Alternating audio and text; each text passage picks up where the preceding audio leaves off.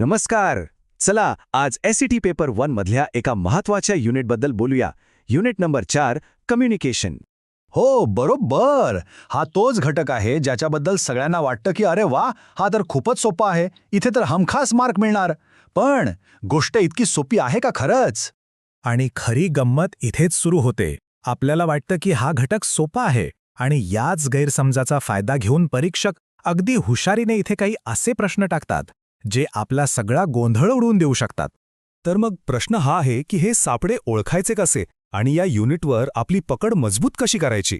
चला तर मग याच प्रश्नाचं उत्तर शोधायला सुरुवात करूया. आपण आपल्या विश्लेषणाच्या पहिल्या टप्प्यात आहोत आणि इथे आपण या युनिटच्या मूळ समस्येवरच लक्ष केंद्रित करणार आहोत, जी आहे याचं फसवेपण. सगळ्यात आधी एक गोष्ट अगदी मनावर कोरून ठेवूया. कम्युनिकेशन म्हणजे फक्त बोलणं किंवा संदेश पाठवणं नाही. कम्युनिकेशन म्हणजे आपण जो अर्थ पोहोचवू पाहतोय तो समोरच्यापर्यंत पोहोचला पाहिजे. अर्थ पोहोचणं महत्वाचं आहे, बोलणं नाही. आता जरा परीक्षकाच्या नजरेतून विचार करूया. त्यांना या पेपरमध्ये कम्युनिकेशन हा विषय टाकून नक्की काय तपासायचं असतं? त्यांना हे बघायचंय की आपल्याला कम्युनिकेशनची पूर्ण प्रक्रिया समजली आहे का, शिक्षक आणि विद्यार्थी यांच्यात संवाद कसा घडतो याचं आकलन आहे का, आणि एखादा संदेश जास्त प्रभावी कसा बनतो याचं ज्ञान आहे का. थोडक्यात सांगायचं तर ही आपल्या एकूण शैक्षणिक संवाद कौशल्याचीच एक चाचणी आहे.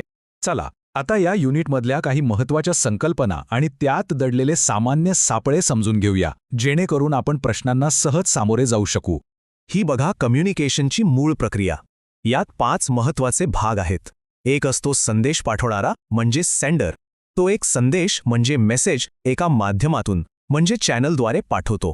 तो संदेश स्वीकारणाऱ्यापर्यंत म्हणजे रिसिव्हरपर्यंत पोहोचतो आणि मग येतो सगळ्यात महत्त्वाचा टप्पा, तो म्हणजे फीडबॅक म्हणजेच अभिप्राय.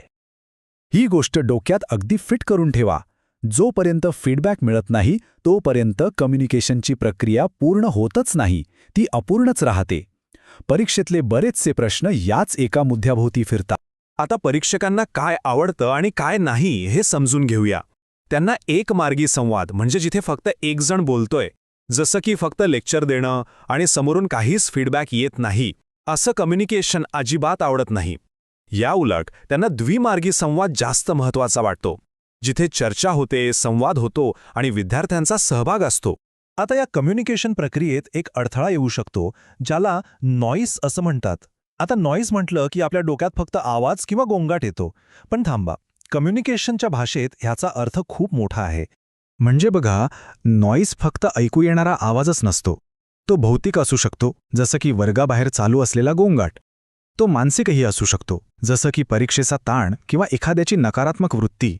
आणि तो भाषिकसुद्धा असू शकतो, म्हणजे एखाद्या शब्दाचा अर्थच नीट न समजणं. हा एक मोठा सापळा आहे जिथे खूप जण हमखास फसतात. ठीक आहे, तर आता आपल्याला मूलभूत संकल्पना कळल्या आहेत. चला आता थेट त्या युक्त्यांबद्दल बोलूया, ज्या वापरून आपण अचूक उत्तर निवडू शकतो. योग्य उत्तर ओळखायला एक सोपी ग्रीन फ्लॅग आणि रेड फ्लॅग सिस्टीम वापरूया. ज्या पर्यायांमध्ये लोकशाही, सहभाग, संवाद आणि चर्चा असे शब्द दिसतील ते आपले ग्रीन फ्लॅग आहेत, म्हणजे ते उत्तर बरोबर असल्याची शक्यता जास्त आहे. आणि ज्या पर्यायांमध्ये टोकाचे दावे किंवा फक्त संदेश पाठवणाराचं वर्चस्व दिसत असेल किंवा जिथे फीडबॅकचा उल्लेखच नसेल ते आहेत रेड फ्लॅग. असे पर्याय शक्यतो टाळलेलेच बरे. म्हणूनच एक महत्त्वाचा मुद्दा कायम लक्षात ठेवायचा, यशस्वी कम्युनिकेशन ही फक्त संदेश पाठवणाऱ्याची जबाबदारी नाहीये, तर ती संदेश पाठवणारा आणि स्वीकारणारा या दोघांचीही एक सामायिक जबाबदारी आहे. आता आपण समारोपाकडे आलो आहोत. या विषयाचा अभ्यास करताना आपली विचार करण्याची पद्धत, आपली मानसिकता नेमकी कशी असायला हवी यावर लक्ष केंद्रित करूया. याचा अभ्यास करण्यासाठी काही ठोस उपाय आहेत. फक्त व्याख्यापाठ करत बसू नका, तर ती पूर्ण प्रक्रिया समजून घेण्यावर भर द्या.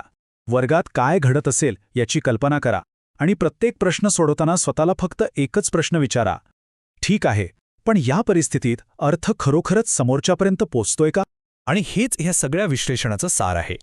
सेटमधला कम्युनिकेशनचा पेपर हा आपण किती चांगलं बोलतो याची परीक्षा नाही, तर आपण समोरच्या व्यक्तीमध्ये किती चांगली समज निर्माण करू शकतो याची परीक्षा आहे.